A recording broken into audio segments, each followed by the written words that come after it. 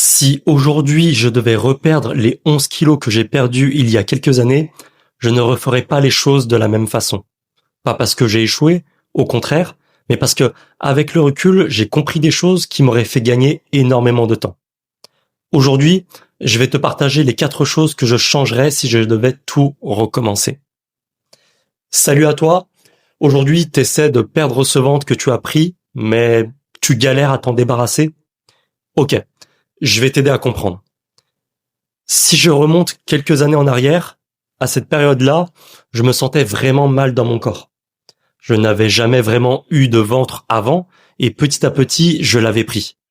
Au début, tu ne te rends pas forcément compte, puis un jour, tu te regardes dans le miroir et tu ne te reconnais plus vraiment. Mes vêtements me serraient beaucoup plus, j'avais perdu une partie de la confiance que j'avais en moi et surtout, j'avais l'impression de ne plus être l'homme que j'étais quelques années auparavant. Moi, ce que je voulais, c'était retrouver une version de moi que je connaissais. Retrouver le corps dans lequel je me sentais bien et ne plus avoir ce ventre qui dépassait. Alors, forcément, je voulais que ça change le plus vite possible. Et aujourd'hui, avec le recul, je comprends pourquoi. Parce que quand tu te sens mal dans ton propre corps, tu n'as pas envie d'attendre. Tu veux sortir de cette situation le plus rapidement possible. Et je pense que c'est une réaction complètement normale. Là où je me trompais, c'est que je pensais que tout pouvait changer très vite. Et avec le recul, j'ai compris qu'on ne peut pas espérer changer en quelques semaines des habitudes qui se sont construites pendant des années. Et c'est justement pour ça que si je devais tout recommencer aujourd'hui, je changerais 4 choses. Première chose, je ne me priverais plus. À l'époque, j'étais persuadé que pour perdre du poids, il fallait supprimer certains aliments, faire une croix sur les apéros, les repas entre amis ou les petits plaisirs. Je pensais que plus je me privais, plus j'aurais de résultats. Avec le recul, je me rends compte que je me trompais. Parce que se priver, ça fonctionne parfois quelques semaines, mais très souvent, ça amène à de la frustration. La frustration finit par créer des craquages, les craquages entraînent de la culpabilité. Et souvent, on finit par reprendre ce qu'on avait perdu. Aujourd'hui, je sais qu'on peut perdre du poids sans avoir cette impression de subir son alimentation. Ce qui fait vraiment la différence, ce n'est pas de supprimer tous les aliments que tu aimes, c'est surtout de construire des repas plus rassasiants. Manger davantage d'aliments bruts, avoir suffisamment de protéines dans ses repas, suffisamment de légumes, de féculents en quantité adaptée, et apprendre à équilibrer sa semaine plutôt qu'à vouloir être parfait à chaque repas. Aujourd'hui, si je devais recommencer, je ne chercherais pas à manger moins, je chercherais à construire des repas qui me rassasient vraiment. Et d'ailleurs, c'est exactement comme ça que je travaille aujourd'hui avec les hommes que j'accompagne.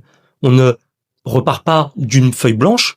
En fait, on prend leur aliment actuel, leur alimentation actuelle, ce qu'ils font au quotidien, et on améliore progressivement en fonction de leur goût, de leur quotidien, de leurs contraintes et de leurs objectifs.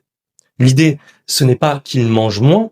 L'idée, c'est qu'ils puissent manger à leur faim, continuer à vivre normalement, continuer à profiter d'un repas de famille, d'un restaurant ou d'un apéro entre amis, tout en perdant du ventre durablement. Bon, deuxième chose, j'intégrerai plus de mouvements dans mon quotidien. À l'époque, je pensais que pour perdre du ventre, il fallait forcément faire beaucoup de sport.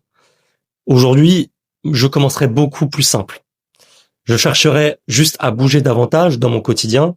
Par exemple, me garer un peu plus loin pour aller au travail, par exemple. Promener un peu plus ton chien si tu en as un. Faire mes courses à pied quand c'est possible. Prendre les escaliers quand c'est possible. Marcher un peu plus sans pour autant se dire qu'on va marcher pendant 2 heures. Parce qu'au fond, ce ne sont pas les grosses actions qui changent ton corps. Ce sont les petites actions répétées presque tous les jours qui vont faire la différence. Et ça, je pense que beaucoup de personnes le sous-estiment. Troisième chose, je suivrai davantage mes résultats.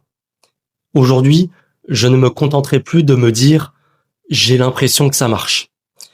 Je mesurerai mon poids, mon tour de taille, je prendrai des photos, je regarderai comment mes vêtements me vont, l'évolution, je regarderai aussi mon ressenti, parce que au fond, mesurer, ce n'est pas se juger, c'est se donner des repères pour savoir quoi ajuster. J'aime bien comparer ça à un GPS. Quand tu pars dans une certaine direction, tu regardes régulièrement si tu es toujours sur la bonne route. Tu ne jettes pas ton GPS parce que tu n'es pas arrivé au bout de 10 minutes. Bon, eh bien, la perte de poids, c'est exactement pareil. Si tu ne regardes jamais où tu en es, tu avances un peu au hasard. Et quand on avance au hasard, on obtient souvent des résultats au hasard. Bon, quatrième chose, je ne chercherai plus à tout changer d'un coup. Je comprends parfaitement pourquoi on veut aller vite. Je l'ai vécu, d'accord? Quand tu te sens mal dans ton corps, quand tu veux retrouver en fait ton ancien corps le plus rapidement possible, c'est normal. Mais aujourd'hui, je sais aussi qu'on ne peut espérer changer en quelques semaines des habitudes qui se sont construites pendant des années. Si tu as pris du ventre, ce n'est généralement pas à cause d'un seul repas. Ce sont des habitudes qui se sont installées petit à petit entre le travail, la fatigue, les responsabilités, moins de mouvements au quotidien, une alimentation différente. Et tout ça, ça se construit avec le temps. Alors, il est logique que les nouvelles habitudes demandent elles aussi un peu de temps. Ça ne veut pas dire qu'il faut attendre des années pour voir des résultats. Au contraire, en améliorant déjà ton alimentation, en bougeant un peu plus et en suivant correctement tes résultats, eh bien, tu peux déjà obtenir des premières victoires assez rapidement. Mais ces premières victoires ne viennent pas d'une méthode miracle. Elles viennent de petites actions que tu répètes suffisamment longtemps pour qu'elles deviennent des habitudes. Et c'est justement ça qui rend les résultats durables. Bon, au final, si je devais reperdre mes 11 kilos aujourd'hui, je ne chercherais pas une meilleure méthode en fait. Je chercherais simplement à construire de meilleures habitudes parce que au fond, perdre du ventre durablement n'est pas une question de motivation, c'est une question d'habitude qu'on est capable de garder dans sa vraie vie. Bon, dis-moi en commentaire lequel de ces 4 points t'a le plus parlé et dis-moi également si cette façon d'aborder la perte de ventre te parle et si c'est le cas, je t'invite à regarder les autres vidéos de la chaîne. Et moi, je te dis à bientôt.